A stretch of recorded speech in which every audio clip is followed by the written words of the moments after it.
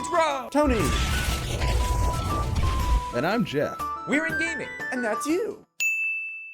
Hello gamers and welcome back to the And I'm Rob, of course, or Warshack if you want to call me by my in-game name. And today, as we know, Standard Mode and Whispers of the Old Gods are right around the corner, being released in probably less than a week from when you're going to be seeing this video. But on top of that, Blizzard had mentioned that they are going to be changing some of the classic and basic cards in Hearthstone a while back, but they haven't released any thing beyond saying that they're going to change some cards. They haven't released which specific cards they're going to change, or maybe even some things about those cards that they're going to change. Until about 20 minutes ago, which I saw this post pop up on Reddit. It says keeping Hearthstone fresh, and Blizzard goes into, oh god, what do we do? Kind of goes into what cards they're going to change. Well, they do go into which cards they're going to change and the changes that go on with each card. So in this video, I'm going to go over the changes that they've made, whether it's good or bad in my opinion, and also where this card is going to fit into and if it's even still playable or salvageable. So with that, Druid cards will kind of just go in their list. First is going to be the Ancient of Lore. I'm pretty sure we all saw this coming. We'll go over its original stats, which was a 7 body, a 5/5, and is choose 1, draw 2 cards, or restore 5 health, whether it be to yourself or to one of your creatures on the board. And the changes that they've made to it was instead of drawing 2 cards, you only draw 1 card now, and everything else is the same. They basically did this because Ancient of Lore, as we know, is found in mid-range Druid, Ramp Druid, the Communion Druid, so there's not really that 7-drop spot is definitely tied up by lore, and there's not really much wiggle room out of that. Like, this guy is just, he was too good not to play as a 7-drop Druid card. I mean, why would you argue with abilities like this? Draw 2 cards or heal 5 health. He's a 7-drop, and he's still a 5/5 body. That's insane. So the change there, we all saw this coming. So there's not really a huge surprise. They didn't, in my opinion, this isn't a huge nerf to him. I mean, it is a hit, but he's still playable, unlike Warsong Commander. So, yeah, what do they call it? The soul of the card is still there, I should say. Force of Nature. I know, guys, you've been waiting for this nerf for a long time now, and it is here. So as we know, this was a 6-drop, summon 3 2/2 Trents with charge that die at the end of the turn. So they've changed this to a 5-drop, and they said summon 3 2/2 Trents, period. They don't have charge, and they don't die at the end of the turn. So the reason being that they did not like the Force of Nature combo because you could deal 14 damage and there was nothing your opponent could do to kind of react to that. So with this change, with the Trents not having charge and them not dying right away, this gives your opponent an actual turn to be able to deal with what you've played the turn prior, which is really good because when you Force of Nature combo, Force of Nature Savage or somebody, there's no play to that. You just die. Unless you prepared the turn before, you lose. In this case, you actually have that turn to react to what your opponent's played, which is the point of card game, or not the point of card games, but it makes card games more interactive, and it kind of adds to you putting specific cards in your deck to, be able to deal with combos such as this. On top of that, because they reduced the mana cost by 1, it kind of fits, I see this fitting into maybe Token Druid now. That the fact that these Trents don't die, you summon 3 2/2s, and then you also have the ability to combo this with maybe Soul of the Forest or Power of the Wild. There's tons of stuff you can do now, and for 5 mana, it's really not that expensive. As in comparison to like maybe 6 or 7 mana. So it's actually, I can maybe see this in Token Druid now. The card isn't ruined by any means. I'm sure it'll fit into some decks, and I'm glad they made this change, and they actually made the card, like I mentioned, still playable. So good for them. Keeper of the Grove, on the other hand, as we know, he's a 4-drop, 2/4, and you have the ability to either deal 2 damage to a card or silence a minion, or deal 2 damage, period. So whether it be to a creature or to their face, doesn't matter. And then you have the ability to also silence a minion, one or the other. They've changed this card to a 4-drop, 2/2, so the stats absolutely just blow, but he still remains the same ability. So from what they wrote about this card was, if you're going to be at, like, Keeper of the Grove was a card that Druids put in their deck almost every single time. You didn't have a Druid deck that didn't run Keeper of the Grove. Each Keeper of the Grove has the ability to silence another creature, but if you look at some of these other decks, they actually have to tech in particular cards to silence creatures, such as Iron Beak Owl, and there's another 4-drop, 4/3 silence a creature. I can't think of it off the top of my head. But you actually had to make room for silence cards, but while in the Druid class, you actually had 2 silences in your deck that you didn't have to tech in. They were just there because everybody ran Keeper of the Grove. So in this situation, they want silences to be a card, or silence creatures, or the ability to silence a creature They want you to have to make room for that in your deck, not it just be there because you're just going to play that card anyway. And you can kind of read into what their exact words here with silence and removal and whatnot. But they made it so like you get rewarded or not rewarded for putting in silence into your deck. So it's kind of just like, it's not always there all the time. You actually have to make an effort to put silence in your deck, and then you get to benefit if it becomes useful. Not just like, oh, you never use silence, I'll just do 2 damage anyway, and it's still a 2/4 body, which is really nice. But the 2/2 body, not so nice. You're actually gonna have to utilize that silence to make that card worth playing in your deck. So it depends on the meta and who you're going against is when Keeper of the Grove is going to come out, in my opinion. Iron Beak Owl, he used to be a 2-drop, 2/1 Battlecry Silence a minion, and he was also a beast. And now he's a 3-drop, 2/1 Battlecry Silence a minion. So he just costs 1 more mana, and again, the point is exactly what I've mentioned before with the Keeper of the Grove. They want you to not just like, let's say in a zoo deck, you just throw in Iron Beak Owl to get past their Sludge Belcher or whatever kind of taunt you felt like, or maybe you just didn't like an ability of a card, you can just silence it. Now, you're putting in silences for a particular reason, and there's like some, I don't know, they summed it up a lot better than what I can, but basically it's just, they want a reason behind it. Like, you just don't want, oh, sure, throw in an Iron Beak for 2 mana. He only costs 2 mana, so what does it matter? Now he costs 3 mana. There's a point behind him. You actually have to commit to a card like this instead of just throwing him in there because he's just a super cheap silence that is able to take advantage of, you know what, your Tyrion, fuck that guy. He doesn't have Divine Shield and you don't get an Ashbringer. So, Big Game Hunter, again, we definitely saw this one coming. His old stats, a 3-drop, 4/2 Battlecry, destroy a minion with 7 attack or more. So this kind of, a lot of players were just getting mad that they'd commit, 7, 8, 9, 10 mana to a creature, and then your opponents, on your opponent's turn, they would just be able to use 3 mana and get rid of everything you've tried to accomplish the turn before. So now, and on top of that, he's a 4/2 body. So a 3-drop, 4/2, and the stats are really not even that bad. I mean, 2 health kind of hurts, but 4 attack, he's able to trade up with even 3 or 4-drop creatures if he stays alive. Plus, he has the ability to kill a 7-drop or more. So now they've changed him to a 5-drop, 4/2, same ability. So again, he's able to deal with the creature. So let's say your opponent spent 7 mana to build a Dr. Boom, or if you're in standard mode, whatever is going to be giant creature played then, you're still going to gain some mana from there. You spend 5 mana to kill 7 or 8 mana. You still have 3 mana that your opponent floated there. He's still a 4/2 body that they're going to, again, have to waste a creature, a passive, a spell on to get rid of him. You just have to commit more mana to play. And you were even seeing some zoo decks run BGH because he's so cheap, and it was a good counter to other zoos when they played Sea Giant. Now you're actually going to have to, if you see Big Game Hunter, your opponent actually has to commit that 5 mana to him, even if they don't get to utilize him for the deal 7, or they kill the creature with 7 or more attack. So, solid change. Big Game Hunter, there's a few things they could have done to it, in my opinion, but this seems fine as well. I'm sure we'll see him played probably a little bit less now, but you'll definitely probably still see him, in my opinion. Hunter's Mark. I definitely mentioned this card in particular and went over it quite a bit in my video describing my speculation on what cards they would change. And me and Tony, we got 9 out of these 13 cards right in the video we made speculating which cards would be changed, which was pretty cool. And this change in particular is one I kind of nailed right on the head. It's one of the only ones I nailed exactly on the head. And this is, as we know, Hunter's Mark is a 0 mana right now, and it changes the minion's health to 1, and now they've changed it to 1 mana. Change a minion's health to 1. And any spell, in my opinion, this one's really short, any spell that costs 0 they changed Soulfire for a reason. They went from 0 mana, deal 4 damage, discard a card to, cost 1 mana. And also the combination with Lock and Load. I saw Lock and Load becoming a thing, and the fact that Hunter's Mark just costs nothing should cost 0 mana, especially a card that changed a minion's health to 1. You essentially make a minion. You can kill a minion with your Unleash the Hound, which was free. So for 3 mana, you can kill whatever you want. Whether it has a death rattle or not, and it gets an effect after that is something different. But, needless to say, you're able to kill whatever you want for no mana. That's insane to me. So that's why I thought they were going to change it to 1 mana, which was exactly what they did. Blade Fury, this is a card I honestly didn't see them changing. They changed it quite a bit. So its old stats, it was a 2-drop spell, and it said destroy your weapon and deal its damage to all enemies. So this included your opponent's creatures and their life total, their face, you should say, or their life total, whatnot. Now it's 4 mana, destroy your weapon and deal its damage to all enemy minions.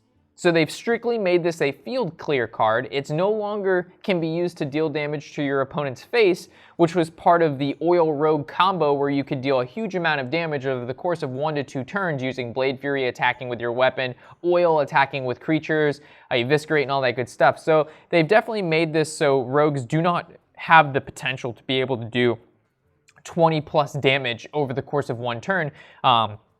Which makes sense because that's the same reason they nerfed Leroy Jenkins. That's the same reason they've nerfed Force of Nature Savage Roar. So they're basically following their same concepts, what they did with Force of Nature Savage Roar, Leroy Jenkins, and Power Overwhelming, and all that good stuff. Shadow Step to Blade Fury, which now it's solely a field clear card. And if you think about all the other classes in the game, all of their field clears cost around 4 or more. Paladin, they have Consecration. Mages, they have got Flame Strike. Blizzard, Warrior, they have Brawl, which is 5 mana. So now rogues have a little bit cheaper cost of removal, but the problem with rogue is they actually have to have the weapon to be able to, have the weapon have enough attack to be able to clear the board. So most of the time they're going to have to commit at least 1 or 2 cards to get their weapon to that attack they want to be able to use the field clear. So this actually takes kind of 2 cards to put 1 card along with Blade Fury to really put it into effect. As Flame Strike, it doesn't need anything prior to that, but it also costs 3 more mana, which is essentially using the Deadly Poison or equipping a weapon with higher attack in the first place. So I honestly didn't see this change coming at all, but I can kind of see why they did it, but I didn't want to see it. Maybe change Blade Fury to like 3 mana or 4, but keeping it to the fact that it can deal damage to their face directly, I think was really important. It added the factor of rogues being able to deal a good amount of damage in 1 turn, which in my opinion is what a rogue is supposed to do. When they finally come out of the shadows in World of Warcraft or whatever, they come out with high impact, lots of damage, they're really squishy, and if they're able to set up that combo on you and able to get, that damage done and you're not able to deal with it effectively or don't have healing, you lose. And that's basically how I thought the rogue class was going to go in Hearthstone, but obviously not, because Blizzard does not like combo-based decks from what we've seen thus far. All right, so now we're going to head into the neutral minions. We've got Knife Juggler. This guy, definitely saw this coming.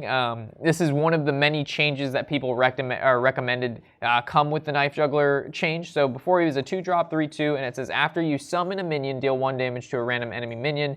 Or random enemy, my bad, not just minion, goes to their face as well. And now it's a 2-drop, 2/2, and then with the same ability, and it still says after you summon a minion, not play a minion, which there is definitely a big difference in between the two. So let's say you have, you're playing Shaman and you use your passive to summon a totem, it'll use its ping. But let's say you were playing, it said play a minion and you use your totem, it would not, do the damage with the Knife Juggler ability. So all they did was nerf his attack by 1.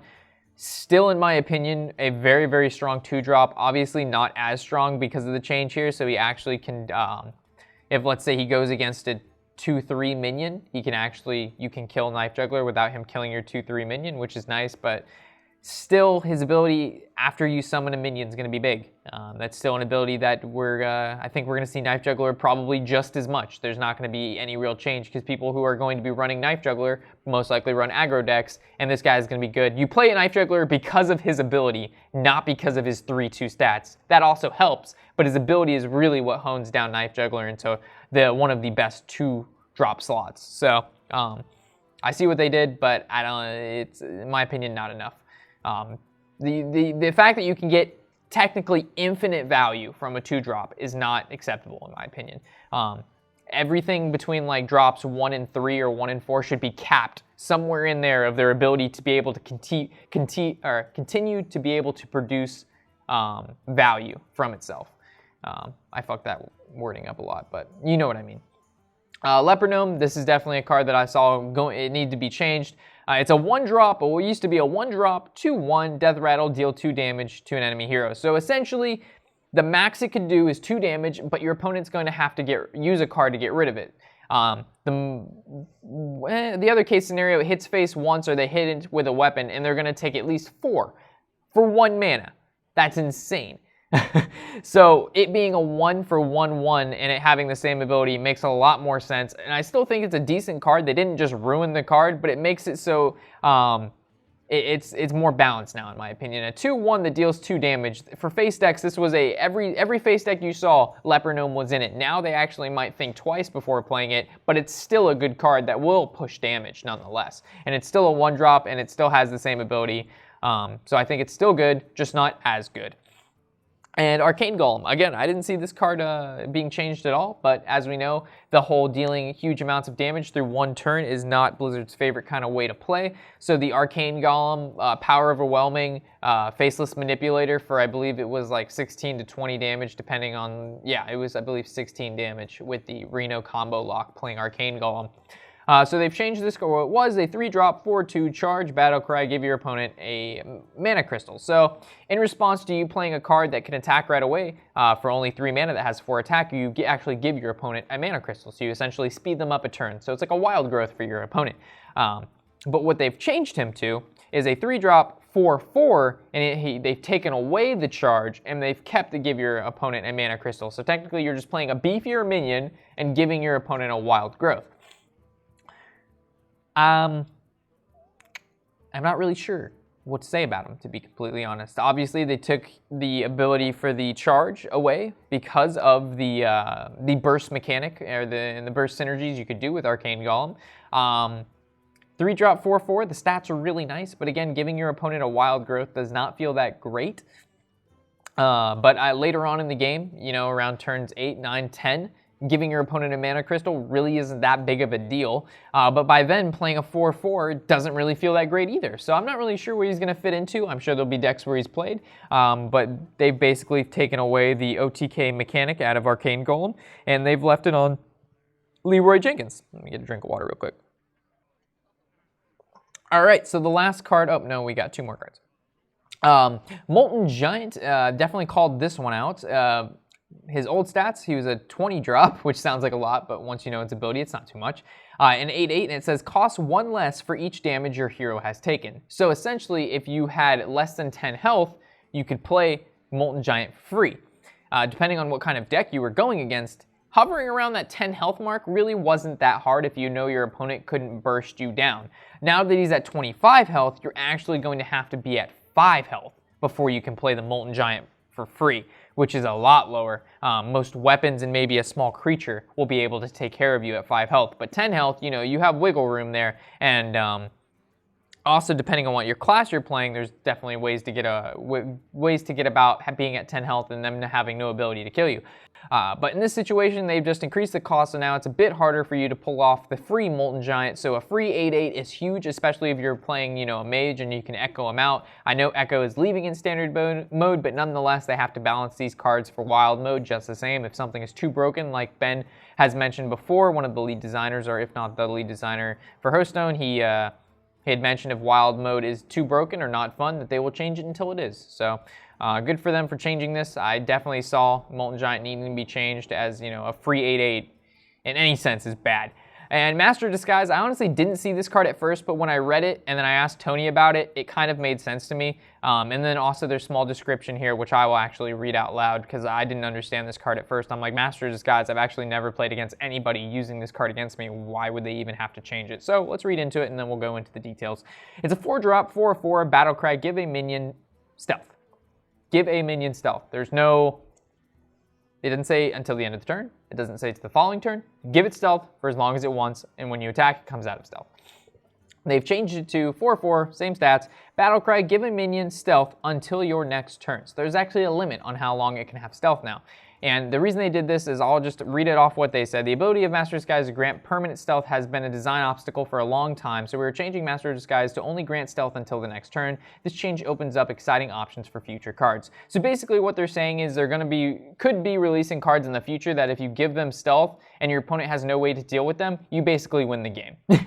So look forward to seeing cards in the future that have really, really good abilities that if you were to give them stealth, you know, you would definitely do well. And I can see Master of Disguise synergies in the future because of this, because they made this change for a reason. So obviously Master of Disguise could in fact be a card that we see getting played in the future based on this change here.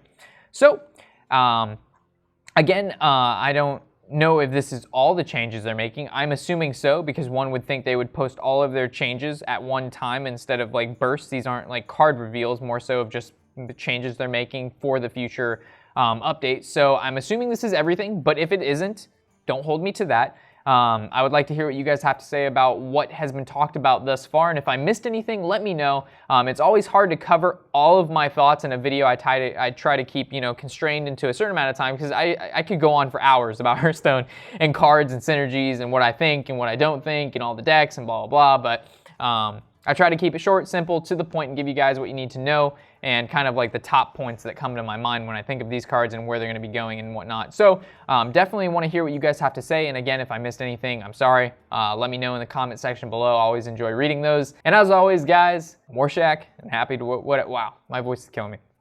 Happy whatever the hell day it is.